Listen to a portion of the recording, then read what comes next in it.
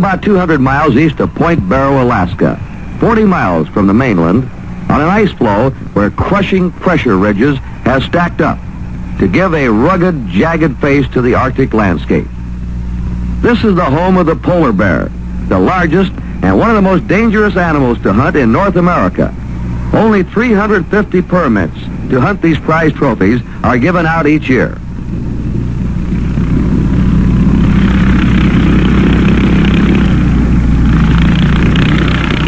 For Archer Fred Bear, it's his third attempt to take this Arctic trophy with his bow and arrow.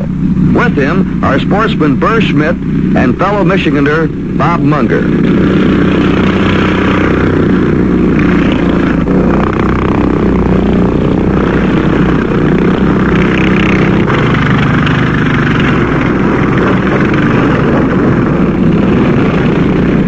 Travel over ice and snow, through drifts and over frozen mounds, looks easy in these motor sleds that are driven by an 8-horsepower gasoline motor.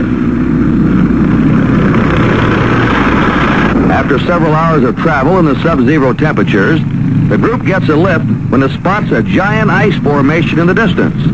It resembles a skyscraper in a small town, but to the hunter, it means a good campsite. The giant crystal blue ice cube means a number of things to the hunter. A source of water from its salt-free ice, an obvious sturdy protection from freezing wind. But most important, as a campsite, the ice cube stands guard over a field of pressure ridges where the polar bear likes to roam as he searches for seals. Well, Fred, we made it. Huh? We made it. There it is, sir.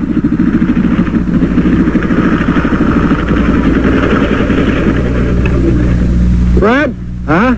That is indeed the world's biggest ice cube. You like that, eh? Yes, sir. Isn't that a dandy? This ice. You know, you're only looking at about 1/7 of it, too. The rest of it's underwater. This is an iceberg? Well, it's some kind of a hunk that came out of somewhere and wound up here in the storm. Say, Fred, that big lump of tossed up ice out there, you know, that stuff all heaved up. Yeah, that's pressure ridge. The pressure ridge. Yeah, that's when a big floating island of ice is blown in and hits shore ice, and it just piles it up. There's Just a terrific punches it right up. It just grinds it all up and piles it up and piles. I've seen piles 50 feet high. Do the bears like to hang out around those pressure ridges? Any reason? Yeah, they do, Burr. When you get a pressure ridge, sometimes I've seen them miles and miles and miles long, and they're followed. It's sort of a guideline, and when you're hunting, that's a good way to get at them. You move ahead and station yourself along the pressure ridge, and chances are the bear will walk right by you. Oh, Fred. Well, but This looks like looks like an amphitheater when you're coming up here. well, there's this ledge here that we got a crack going along here. There's just this ledge here, and I figured we. I think it's gonna hold. Yeah, I'm sure it'll hold. We put on some of the snow, and we can set our tents up right here. I think it'd be a beautiful spot. I think it's great, but doesn't that crack mean that this thing's about ready to drift out to sea or something? Well, no. I don't think it'll drift out for 2-3 days at least. You know, I think it'd be better to put the tent up on top there. Eh? Pretty deep, Fred. Is it pretty deep? Yeah, it's about 7 feet deep. The ice? The snow. That'll hold us. 7 feet will Don't hold you think us. we ought to put the tents up there, Bear? How long do you suppose that piece of ice is? I haven't the slightest idea. Well, this is going to be home for the next few days, huh? Yeah. Well, let's get our gear up here and get going, huh? One of the first things to be unloaded from the sled is Fred Bear's archery target that's mounted on the face of the huge protective ice formation. Quickly, the two large double-enforced igloo-shaped tents go up, billowing somewhat in a stiff 15-knot wind. Spikes are driven into the crusty snow base on which the tents are erected. Inside the tents, floors are covered with plywood and caribou skins to preserve what little warmth there is. Teamwork is essential on any Arctic hunting expedition.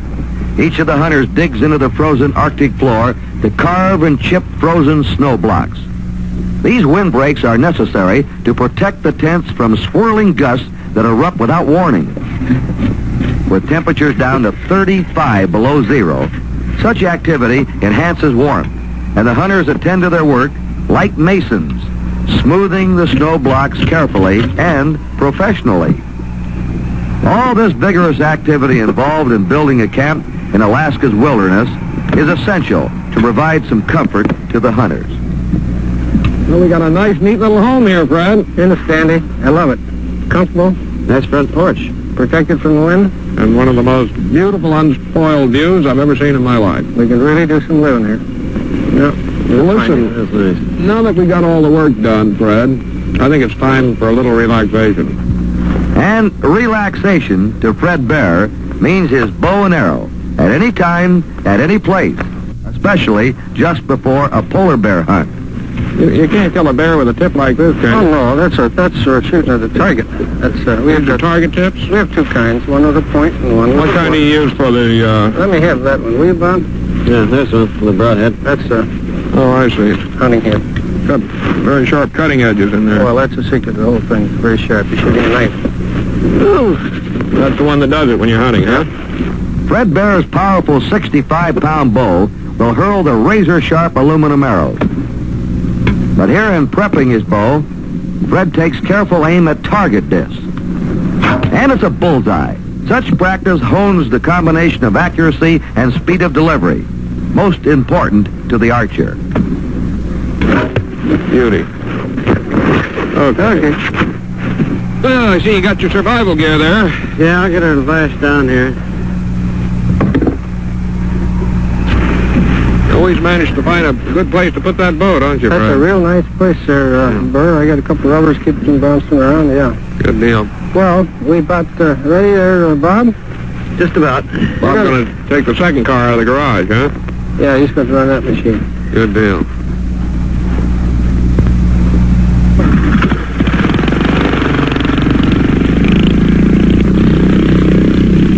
Each day, the hunt routine remained the same, as Fred and Bob Munger would survey the area surrounding the camp for any signs of polar bear movement throughout the night. Their hunting area covered a radius of 60 miles from the camp. Each man gained a thorough knowledge of the sea of ice that surrounded them.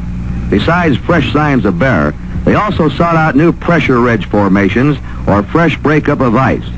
These open water areas are inhabited by seals, which are the main diet of the polar bear.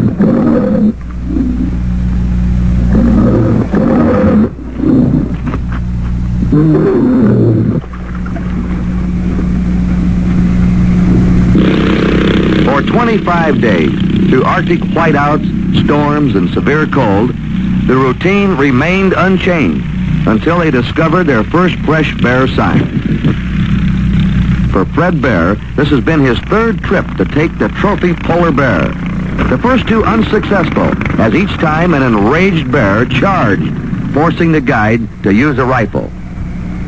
For in bow hunting, unlike the long-range hunting afforded by the modern weapon, you must stalk to within 20 to 30 yards of the bear before being able to make the fatal shot. In archery, the stalk is truly the most important aspect of the hunt.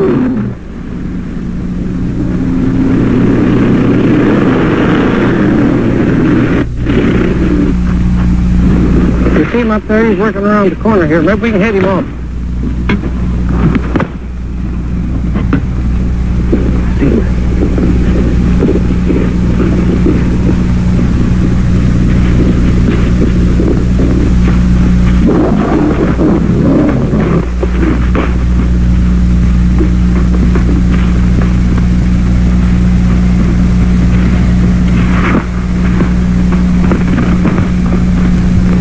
Go ahead.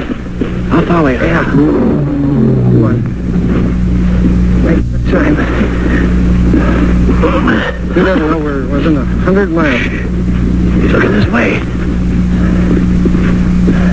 Which way is he going? He's going to left.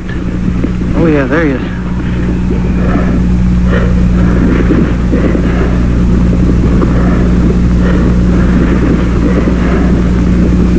I see him. We're going to have to cut off to the left, Bob. He's turned to the left out there. I think we can head him off. Okay. He going through there? Man, this is rough going over these ice cubes, isn't it? All kinds of shapes.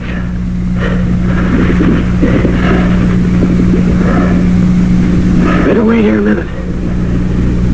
Is it there? You see him? Just over that one right there. Okay.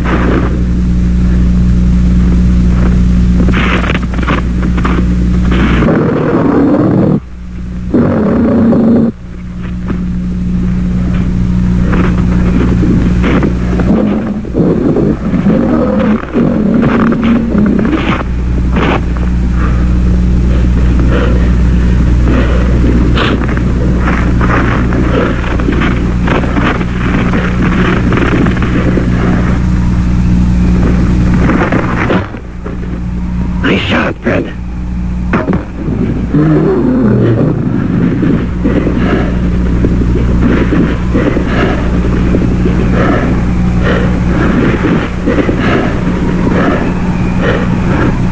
Let's go. For Fred Bear, a bullseye has brought him a prize trophy, one of the most sought after in North America. An exhausting 25-day battle with severe cold comes to a close on an Arctic ice floe in Alaska.